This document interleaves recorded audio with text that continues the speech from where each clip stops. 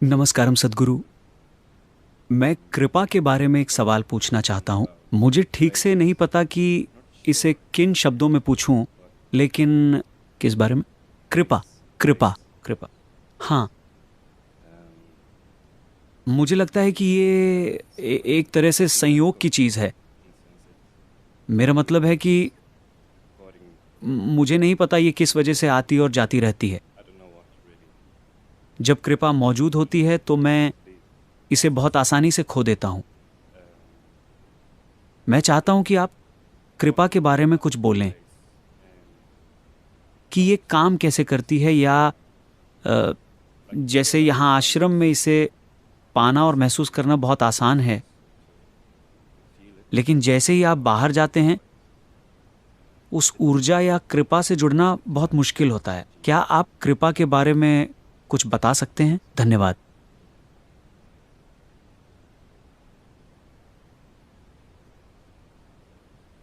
आप मुझसे इस फूल की खुशबू के बारे में बात करने के लिए कह रहे हैं। ऐसा कैसे करें?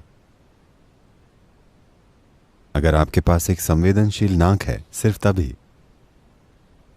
शानदार। वरना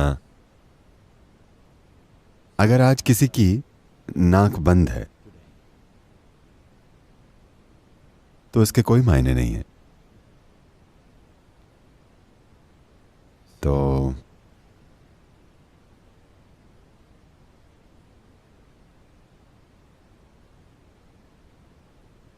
Grace means nothing to a whole lot of people. बहुत से लोगों के लिए कृपा के कोई मायने नहीं है। वे लोग तो ऐसा नहीं है कि आपको इसके बारे में सोचना है या इसके बारे में बातें करनी है। बात बस इतनी है कि अगर आप खुद से बहुत ज्यादा भरे हुए हैं, जब आप खुद से पूरी तरह भरे हैं, सिर्फ तभी आप कृपा के प्रति अचेतन हो सकते हैं। ये इसी तरह है जैसे कि आपको ग्रहों और सौरमंडल और आकाशगंगा वगैरह को जानने के लिए स्कूल जाने की जरूरत नहीं है। बस एक आम इंसान की तरह अगर आप ऊपर देखते हैं तो आपको नहीं पता कि यह कहां शुरू होता है और कहां खत्म होता है। पूरे ब्रह्मांड के बीच आप यहां एक घूमते हुए ग्रह पर बैठे हैं और देखिए, आप बिल्कुल ठीक हैं। बात साफ है कि ये आप नहीं कर रहे हैं, है ना? निश्चित रूप से ये आप नहीं कर सकते। जो इन चीजों को संभाले हुए है,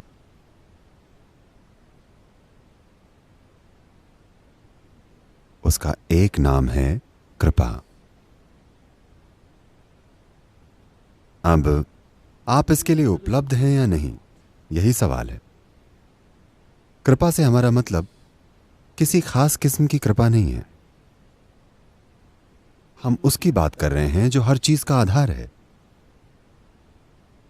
क्योंकि आप नहीं जानते कि यह सौर मंडल कैसे टिका हुआ है। आपको नहीं पता क्योंकि आप नहीं जानते कि यह पूरा ब्रह्मांड कैसे टिका हुआ है। आपको तो यह भी नहीं पता कि आप कैसे बने हैं। सच में, कैसे इतनी सारी कोशिकाओं ने साथ आकर आपके शरीर को बनाया और आपका जीवन चल रहा है, आप वाकई नहीं जानते। आपके पास बहुत सी व्याख्याएं हैं, पर आप जानते नहीं हैं। अगर आप जानते होते तो आप खुद एक इंसान बना लेते। अगर हमें अच्छे से पता हो कि कैसे, तो हम बना लेंगे, है ना? तो जब इतना कुछ है जो आप नहीं जानते और फिर भी हर चीज बिल्कुल अच्छे से हो रही है, तो बात साफ है कि यह कोई संयोग नहीं है। तो जिसकी भी वजह से ये सब चीजें हो रही हैं, वो ऊर्जा, वो शक्ति, हम उसे कृपा कहते हैं।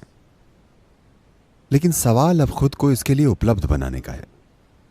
अगर आपकी नाक बंद है तो आपके लिए फूल के कोई मायने नहीं है।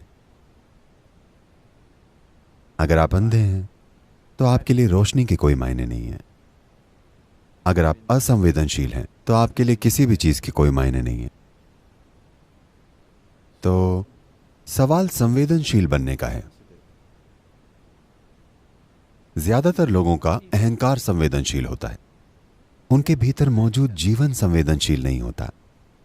अभी आपको बहुत से लोगों के साथ सावधान रहना पड़ता है कि उनसे क्या कहना है और क्या नहीं कहना, क्योंकि उनका अहंकार भयानक रूप से संवेदनशील है। हर बात से उनके भीतर चोट लगती है। सबसे पहले आप एक भ्रम पैदा करते हैं, फिर इसके गिरने का और ऊंचा उठने का दूसरा भ्रम पैदा करते हैं। यह बहुत बुरा खेल है। आपका भ्रम जल्दी दूर होना चाहिए। अगर आप वाकई पूरी तरह से भ्रम रहित हैं, पूरी तरह से, तो आप हमेशा कृपा को उपलब्ध रहेंगे। अगर आपके अपने कोई भ्रम नहीं है तो आप हर चीज के बारे में अचरज करेंगे। अचरज कैसे नहीं होगा? हर चीज के बारे में, खुद अपने अस्तित्व के बारे में। अगर आपके मन में किसी भी चीज के बारे में कोई अंतिम निर्णय नहीं है, आप बस यहां हैं, तो आप कृपा से भीग जाएंगे। अब भी आप भीगे हुए हैं, लेकिन जब तक आप सचेतन न हो आप उसका आनंद नहीं ले सकते। यह आपको फायदा नहीं पहुंचाएगी, क्योंकि आप जागरूक नहीं हैं। यह आपको फायदा पहुंचा रही है, लेकिन फिर भी आप इसका पूरा लाभ नहीं उठा सकते। देखिए, यह एक सच्चाई है। मेडिकल विज्ञान के आधार पर यह सच है कि अगर दो लोग एक ही भोजन खाते हैं तो दोनों को एक सा पोषण नहीं मिलता। बिल्कुल वही खाना दो लोग खाते हैं, तब भी उनको एक जैसा पोषण नहीं मिलता, क्योंकि यह खाने से पोषण ले पाने की आपकी काबिलियत पर निर्भर करता है। तो इस काबिलियत को विकसित करना हम सभी कृपा में मौजूद है, लेकिन उस कृपा से पोषण ले पाने की क्षमता को विकसित करना, ताकि ये जीवन उस कृपा को प्रकट करने लगे। देखिए,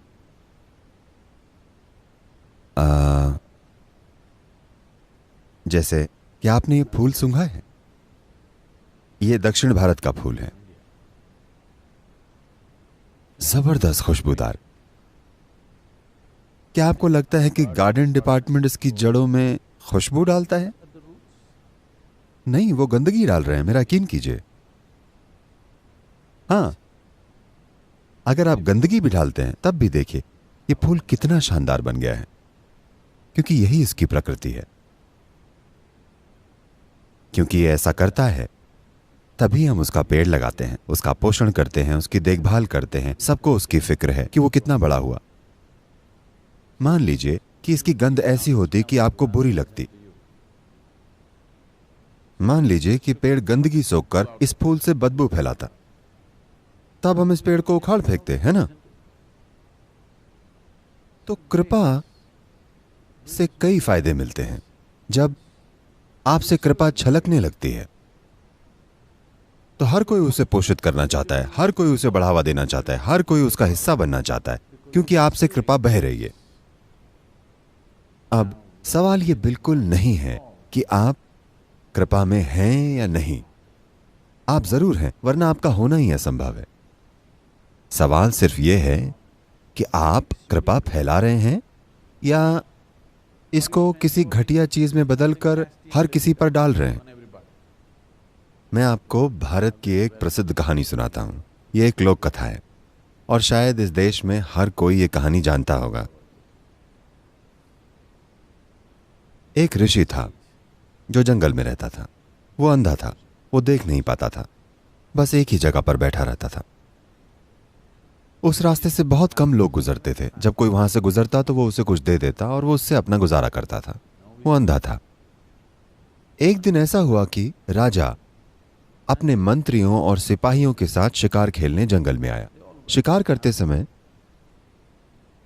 एक हिरन का पीछा करते करते राजा रास्ता भटक गया और साथियों से अलग हो गया, क्योंकि आप जानते हैं कि राजा के पास सबसे तेज घोड़ा होता है।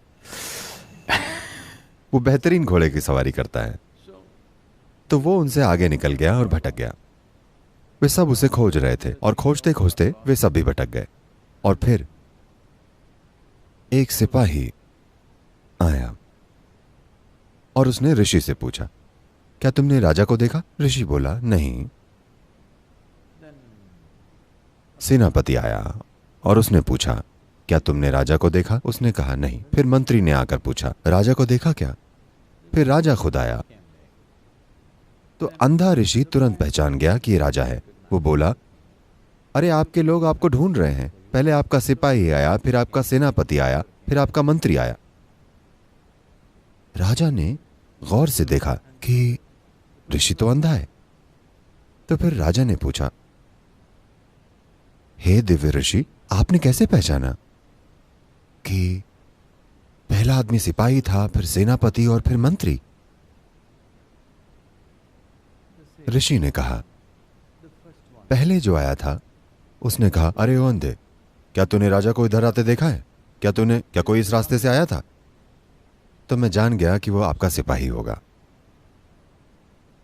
दूसरे आदमी ने बिना किसी आदर के लेकिन अधिकार से पूछा, तो मैं जान गया कि आपका अधिकारी होगा। तीसरा आदमी जो मंत्री था, उसने बहुत आदर से पूछा, तो मैंने सोचा कि वो आपका मंत्री होगा।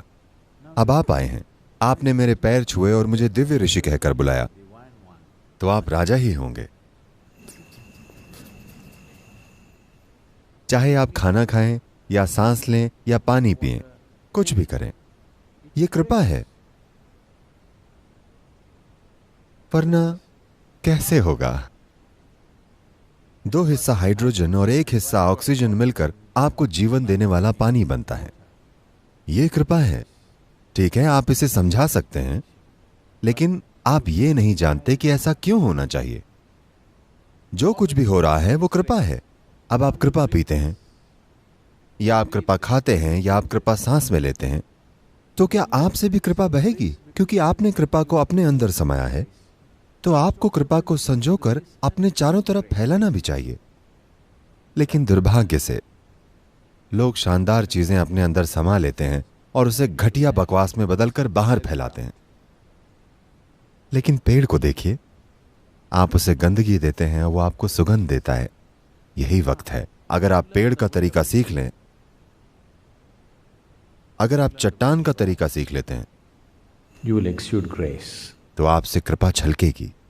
तो सवाल ये नहीं है कि आप कृपा में हैं या नहीं, यह बात पक्की है कि हर प्राणी कृपा में है। आपने जिस कृपा को अपने भीतर लिया है, क्या आप उसे बाहर फैलाने के काबिल हैं? सवाल बस यही है।